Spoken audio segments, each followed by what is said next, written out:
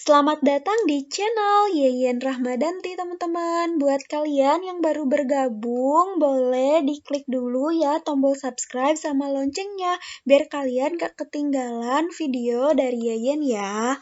Oke, Yeyen kali ini masih fokus ya di SKD CPNS, bahas tuntas soal CPNS. Masih di TWK HOTS teman-teman berdasarkan CPNS 2019. Kenapa sih Yeyen dari kemarin terus-terusan ngebahas TWK HOTS? Karena teman-teman TWK ini tuh benar-benar high thinking banget ya, lebih dari TKP pas Yeyen kemarin tes 2019 ini. Yeyen juga di sini bakal kasih tips dan trik mengerjakan TWK HOTS-nya biar tidak memakan waktu banyak. Di sini juga seperti biasa, Yeyen bakal kasih latihan soal dan jawabannya serta gimana sih cara ngisinya teman-teman. Oke, kita lanjut ya. Tapi sebelum lanjut, Yayan mau kasih info buat kalian yang belum gabung di Sahabat CPNS. Ayo gabung karena pendaftarannya masih dibuka teman-teman dan mereka udah pada mulai mentoring. Nah, apa aja sih fasilitasnya di Sahabat CPNS ini? Yaitu kalian bisa akses materi di website berupa ebook ya teman-teman. Tuh ada ebook soalnya juga, ada channelnya juga di Telegram, bisa lewat aplikasi dan rekap mentor.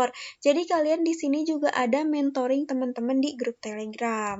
Nah, ini grupnya teman-teman udah 2000-an. Jadi mereka yang 2000 ini udah pada mulai belajar. Nah, kalian kapan teman-teman? Jadi buat kalian yang belum join Sahabat CPNS, langsung aja join, linknya ada di description box.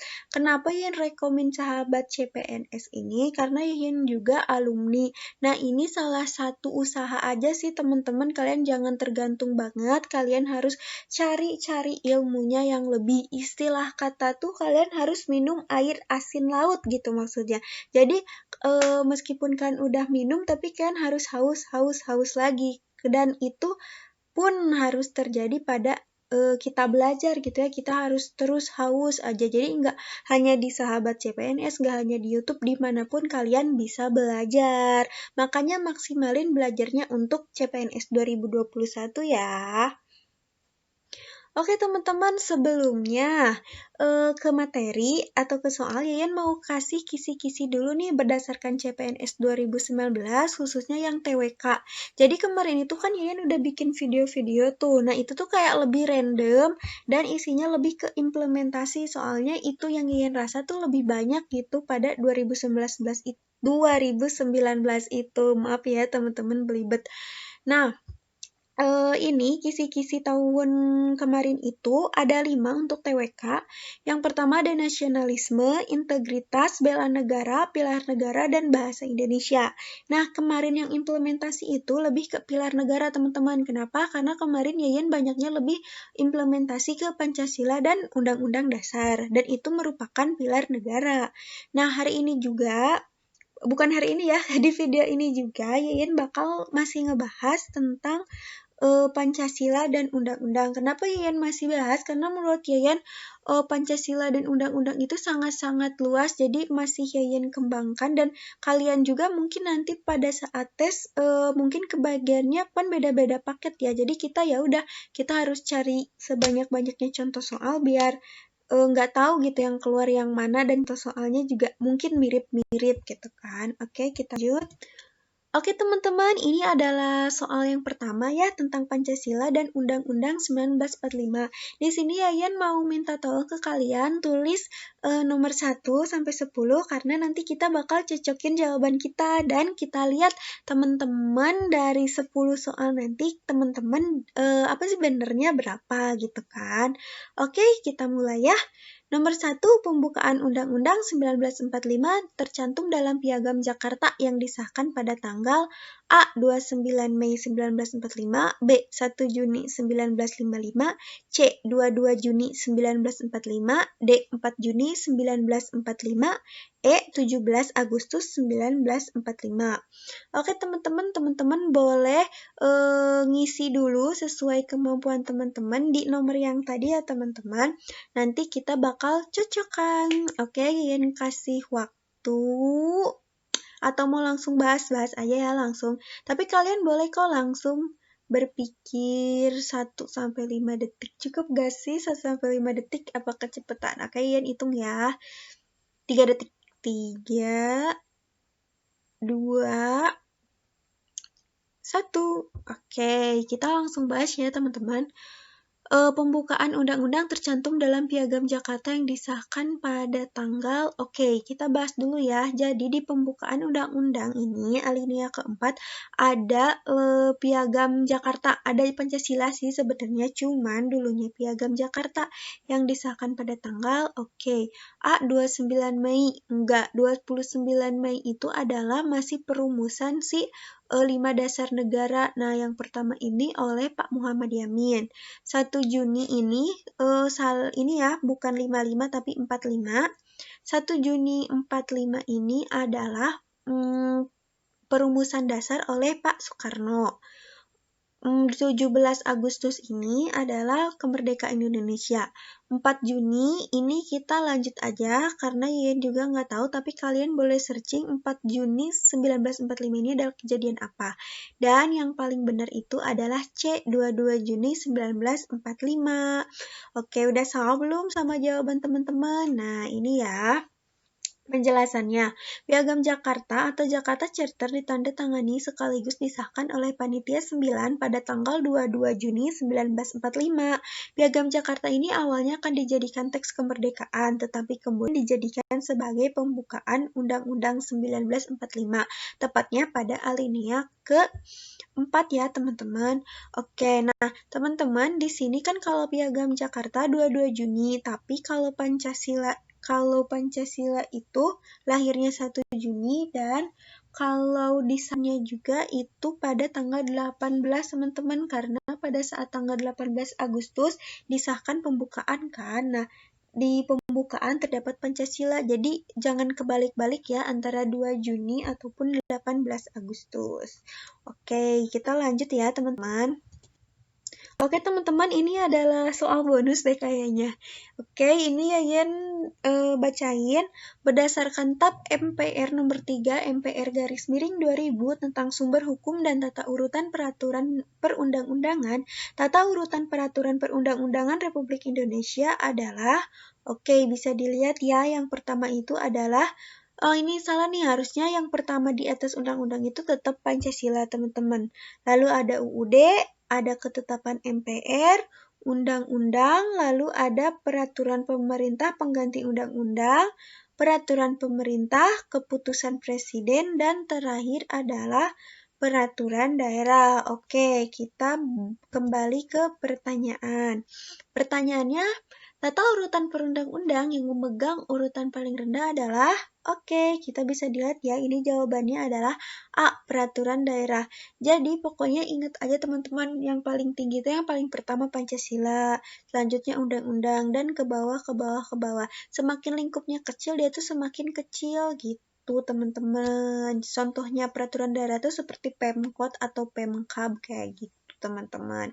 Jadi teman-teman udah tahu ya, yang paling terendah itu adalah peraturan daerah, yang paling tinggi itu adalah Pancasila. Kalau di situ tidak ada Pancasila, jawabannya adalah Undang-Undang 1945. Oke, paham ya teman-teman? Kita langsung next. Selanjutnya, untuk mengubah pasal-pasal Undang-Undang Dasar, sidang MPR dihadiri oleh sekurang-kurangnya titik-titik dari jumlah anggota DPR. A, setengah, B, 3/4, C, 3/5, D, 2/3, E, 4/5. Nah, jadi teman-teman, Undang-Undang Dasar ini tuh bisa diubah, tapi emang harus jadi bentar teman-teman, Yen menjelasin dulu. Jadi kalau MPR itu mengubah UUD, kalau si undang-undang itu diubahnya oleh DPR. Oke teman-teman, paham kan perbedaan MPR dan DPR? Nah, selanjutnya sekurang-kurangnya berapa nih? Ini tuh ada di undang-undang sendiri teman-teman. Oke, kita bisa dilihat ya, pasal 37 ayat 3 yang berbunyi, untuk mengubah pasal-pasal Undang-Undang Dasar, sidang MPR dihadiri oleh sekurang-kurangnya 2/3 dari jumlah anggota DPR. Jadi jawabannya adalah D ya teman-teman. Oh ya teman-teman, soal ini tuh sering banget keluar teman-teman di try out maupun nanti gitu di tes CPNS-nya. Cuman kita nggak tahu kita dapat soal ini apa enggak. Soalnya SKD itu benar-benar soalnya rahasia dan bank soalnya banyak banget teman-teman yang disediain BKN. Jadi itu dia teman-teman, makanya harus teman-teman tuh cari soal lebih banyak dan lebih banyak. Kenapa? Karena kalian tuh pasti dia bakal inget, oh pernah ngerjain ini dan jawabannya ini gitu. Ya meskipun perbandingannya ya entah berapa persen gitu sama dengan tes SKD yang sesungguhnya. Tapi ya ikhtiar gitu kan perlu, karena apa ya, belajar itu nggak akan sia-sia ya teman-teman. Oke, kita lanjut ya. Soal selanjutnya, dasar negara Indonesia yaitu Pancasila ditetapkan oleh A. Panitia 9, B. BPUPKI, C. Jepang, D. PPKI, E. NKIPIR. Oke, teman-teman jawab apa? Oke, jawabannya adalah B, teman-teman. Kalian pasti ketuker ya antara B dan D. Oke, kita baca ya penjelasannya. Dalam sidang yang pertama pada tanggal 29 Mei, ini benar yang pertama ini Pak Muhammad Yamin yang mengusulkan. Sampai dengan 1 Juni terakhir Pak Soekarno, BPUPKI membahas asas dan dasar negara Indonesia merdeka. Lahirlah Pancasila. Tapi kalau Yayan lebih ke PPKI sih teman-teman. Kenapa? Karena di BPUPKI ini kan lahirnya kita merumuskan. Tapi kalau PPKI ini dia tuh menetapkan. Jadi pada tanggal 18 Agustus itu kan ditetapkannya undang-undang. Nah, di dalam undang-undang ada Pancasila. Nah, itu tuh yang menetapkan PPKI. Cuman teman-teman boleh cari lagi info valid di buku atau di mana ini BPUPKI atau PPKI ya. Tapi kalau Ian tuh lebih ke PPKI sih teman-teman. Kalau BPUPKI yang tadi Ian bilang itu lebih ke merumuskan, dia itu lebih ke perencanaan awal gitu kan. Kalau PPKI kan udah persiapan gitu kan. Oke, kita naik teman-teman. Sebagai norma dasar, Pancasila mengandung makna bahwa nilainya bersifat A. fleksibel, B. normatif, C. rigid, D. imperatif, E. semantik. Oke, sebelumnya Yayan ada materi. Nanti kalian sesuaiin aja ya si Pancasila ini mengandung makna yang mana. Oke. Ini udah aja jawabannya ternyata teman-teman. Pancasila mengungkapkan seperangkat norma atau kaidah yang membimbing dan menjadi kriteria pencapaian tujuan bangsa. Sebagai norma dasar. Kalau Yayan sih tanpa harus tahu artinya, tanpa ngapalin artinya, Yayan bakal langsung pilih normatif. Kenapa? Soalnya ini ditanya sebagai norma dasar. Kalau fleksibel kan fleksibel gitu kan, mengikuti gitu kan. Kalau normatif ya berarti sesuai norma. Kalau Yayan pasti jawabannya tanpa tahu juga Yayan bakal normatif. Nah, ini ya teman-teman artinya ada nilai normatif, nominal, dan semantik. Oke, apa itu nilai normatif? Suatu konstitusi yang resmi diterima oleh suatu bangsa dan bagi mereka, konstitusi itu tidak hanya berlaku dalam arti hukum legal, tetapi juga nyata berlaku dalam masyarakat. Nah, ini benar banget, ini Pancasila banget, makanya kenapa tadi Yayan pilih kata-kata normatif. Selanjutnya nilai nominal, suatu konstitusi yang menurut hukum berlaku tetapi tidak sempurna. Beberapa pasal tertentu tidak berlaku bagi seluruh wilayah negara. Enggak, Pancasila enggak gitu ya teman-teman. Nilai semantik, suatu konstitusi yang berlaku hanya untuk kepentingan penguasa saja. Konstitusi digunakan sebagai alat untuk melakukan kekuasaan politik. Bisa. Nah, jadi teman-teman yang paling sesuai dengan soalnya adalah A. maksudnya B. Nilai normatif. Oke, kita lanjut ya teman-teman. Next ya teman-teman, pokok ajaran sosialisme yang sejalan dengan ajaran Pancasila adalah A. Negara harus mempelopori upaya penghapusan hak milik pribadi. B. Negara harus menjamin perlindungan hak-hak kaum buruh. C. Pemerintah negara harus dijalankan oleh diktator proletariat. D. Kaum buruh harus melakukan perjuangan melawan kelas atas dan menengah. E. Semua alat negara dipergunakan untuk mewujudkan komunisme. Oke teman-teman, ini menurut teman-teman apa? Oke, teman-teman udah tuliskan jawaban teman-teman ini apa. Oke, Yeyen langsung bahas ya. Tapi sebelumnya Yeyen mau kasih tahu dulu artinya diktator proletariat. Diktator proletariat ini merupakan sebuah ideologi yang mengatakan bahwa puncak kekuasaan tertinggi berada di kalangan buruh atau kelas pekerja, teman-teman. Oke, jadi udah tahu kan diktator proletariat ini. Nah, oke kita bahas aja. Seperti biasa, Yayan langsung cari kunci. Di sini tuh pokok ajaran sosialisme yang sejalan dengan ajaran. Seperti ini nggak perlu dikasih kata kunci ya teman-teman, soalnya ini singkat, padat, dan jelas pertanyaannya. Oke, A. Negara harus mempelopori upaya penghapusan hak milik pribadi. Enggak teman-teman, soalnya hak pribadi itu juga perlu ya, jadi ini nggak bisa dihapus.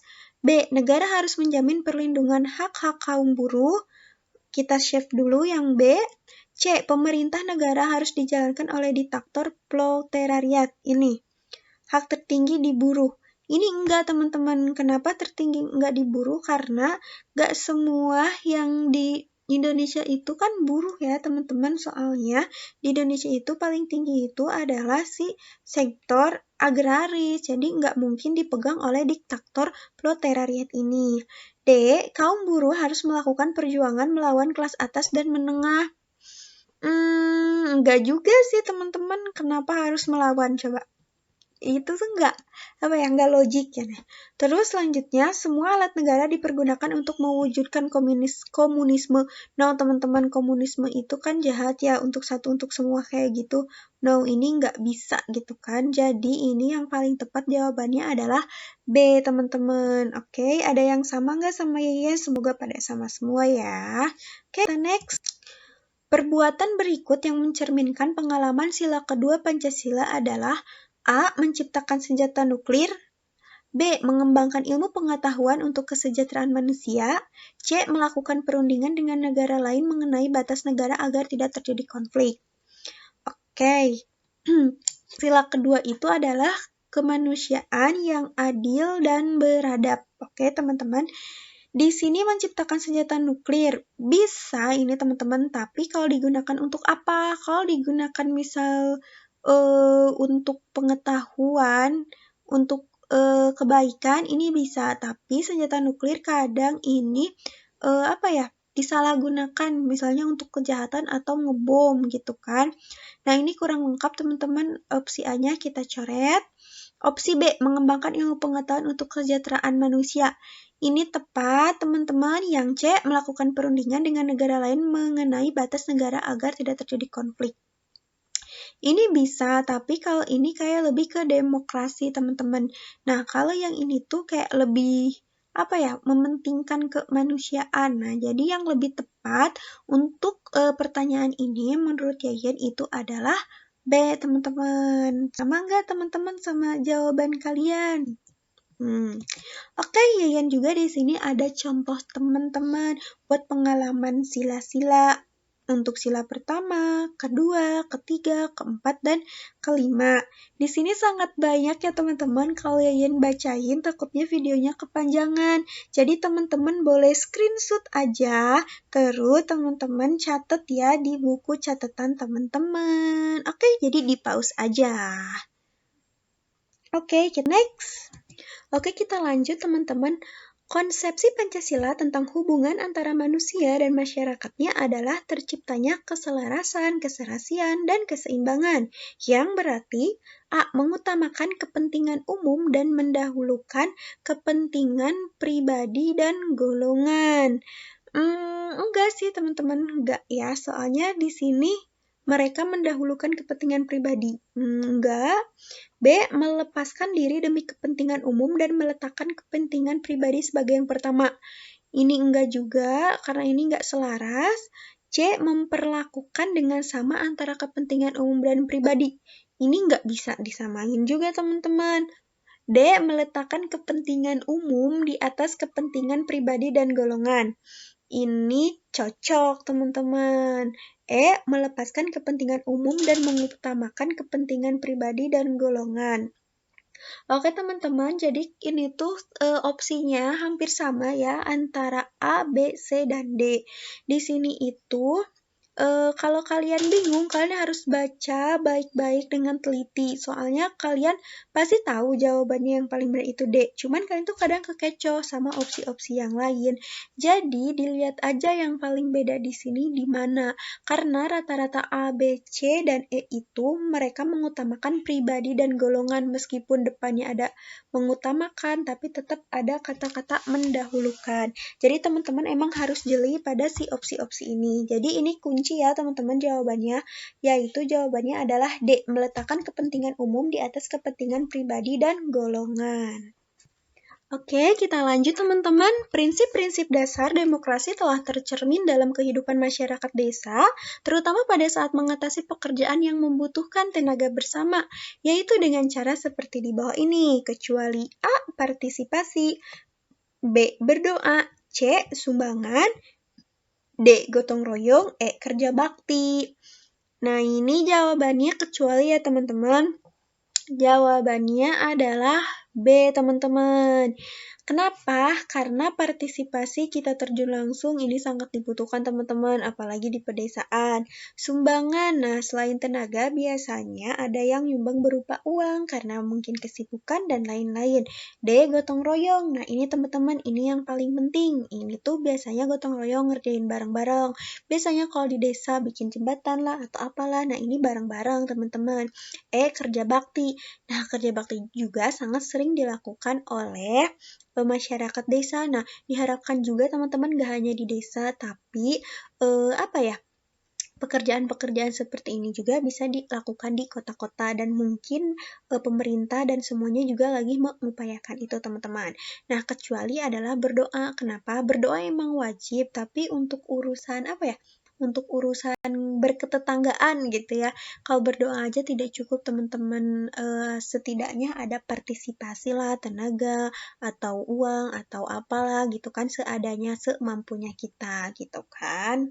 Oke, pasti ini teman-teman udah paham banget lah kalau yang soal gini ya. Oke, kita langsung aja.